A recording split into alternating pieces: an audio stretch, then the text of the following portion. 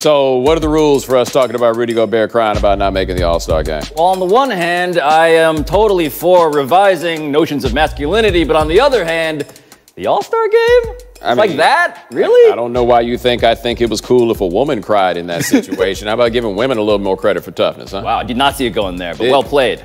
Well played. Whoa. I think we see Tom Brady become the first player in the NFL history with 6 Super Bowl rings. Wrote ESPN's Bill Barnwell, Pablo, will be there watching the game. Is Brady going to win another ring on Sunday? I think he will. It is hilarious that, this is the 4th most interesting story in our show today, by all rights. I think that's objectively true. But it is the Super Bowl, and I do think Tom Brady has this thing where, over the last 2 games, he's been sacked 0 times, right? So to me, an offensive line that is providing more protection than imaginable, can they keep it up against the giant men who are responsible for making that not be the case? Dude, I haven't given this a second of thought. Game in 2 days, we're going to be there. I haven't thought for a second about who's going to win this game. Let me think. The Rams. We need a take. The Rams are going to win because the Rams are going to get pressure with 4 players. Yeah, Aaron Donald is going to command double teams, and they're going to get pressure. The sad part about this, Bo, is that we both just offered completely legitimate opinions, except we're at the point in the pre-Super Bowl week run-up where, I've heard literally the Backstreet Boys also talk about this. But we talked about these guys haven't helped. No. We had all this opportunity for them to give us headlines, and all they're doing is being super quiet. No, we talked about this before. This week before the Super Bowl used to be dominated by Super Bowl content, and people still send 1 million people down there, and all the stars still go there, so you can always get, great interviews on Radio Row and stuff like this. But this doesn't feel like the Super Bowl used to feel. Are we doing Waffle House tomorrow morning, or what's the strategy? You do Waffle House late at night, not in the morning. Like the borderline when morning transforms from night. It's a cultural experience, not a culinary one. I'm looking forward to it. The next quote. Ben, you've been there the longest. You should have known better.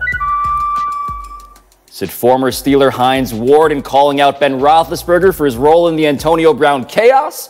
But was he right that he should know better? Is Ben getting off easy for all the dysfunction in that team? Well, of course he's right that he should know better, and he is getting off easy for the dysfunction. I think something weird has happened where Roethlisberger's been there for so long that we just kind of take him for what he is, and so you understand that he's always going to throw his teammates under the bus, and he's going to use his radio show as a vehicle to do that sort of thing. So I guess the people in the media, or maybe they're just conditioned for it to always be the wide receiver's fault. I'm not sure. But if you think the quarterback's supposed to be a leader of men, which is the paradigm that most people use when evaluating the quarterback position, you have to acknowledge for lots of reasons this dude come up short. Yeah, and I've given up on him changing. I would say, Hines Ward, you should know better than to expect Ben Roethlisberger to know better. He is dealing with extreme personalities, there is no doubt, but he himself is one of them. It is telling. Speaking of being purposefully and productively boring, Tom Brady, it turns out, also has a weekly radio show. I didn't know this because he doesn't really say anything interesting. He doesn't try to achieve anything with regards to locker room management in public. Ben Roethlisberger does that, and the problem is that he has a bunch of dudes who also like to be prideful in public as well. Well, I guess, to be fair, I don't know much about Ben Roethlisberger's wife. Maybe she can do the interviews where she explains that Ben cannot catch and throw the ball, and maybe it gets fixed there. And I will say this about Brady and his radio show. The most controversy that tends to come from that radio show is when people at that radio station get fired for potentially offending Tom Brady. That's the biggest. But that's the thing. Quarterbacks in this league, the way they do it, man, quarterbacks ain't supposed to do anything to make waves in that regard. But Roethlisberger, you're right. He's always been this guy. This is the way he's been. Why we, in our line of work, cut him so much slack, given that he has not earned any capital at all from us, right? Unless we go give him credit for that Super Bowl 9 years ago. Right. Then what are we doing? Meanwhile, speaking of waves, Antonio Brown's looking real weird these days. Did you see his weird mustache? Yeah, he's out here looking like Hollywood Hogan in a reverse sort of way. It's very bizarre. Quote, Jerry Jones is not expected to extend the contract to Coach Jason Garrett, short or long term. Wrote ESPN's Todd Archer. Pablo, what is Jerry doing? It feels like Jerry's comfort zone is Jason Garrett's discomfort. He does not worry about Jason Garrett leaving, despite the market that he had hypothesized would have existed if he had in fact just cut Jason Garrett loose. He said, 5 job offers would be on the table.